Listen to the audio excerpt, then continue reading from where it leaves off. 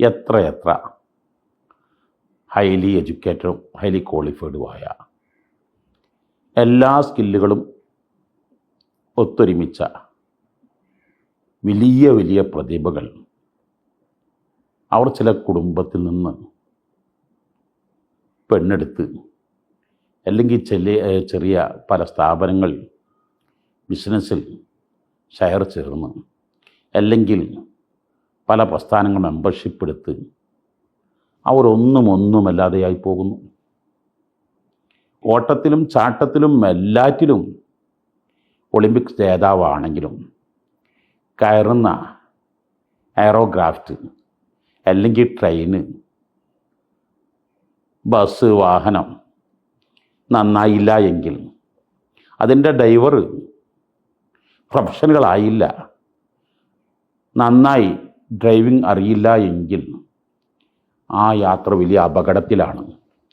എനിക്ക് ചാടാനറിയാം, ഓടാനറിയാം, ഞാൻ ഒളിമ്പിക്സ് ജേതാവാണെന്നൊക്കെ പറഞ്ഞ് എത്ര നോബൽ പ്രൈസ് ജേതാക്കൾ, എത്ര ഒളിമ്പിക്സ് ജേതാക്കൾ അപകടത്തിൽപ്പെട്ട് തകർന്നുപോയി. അപ്പോൾ വ്യക്തിപരമായ വിശുദ്ധിയും വ്യക്തിപരമായ ശക്തിയും മാത്രം പരിഗണിച്ചാൽ പോരാ.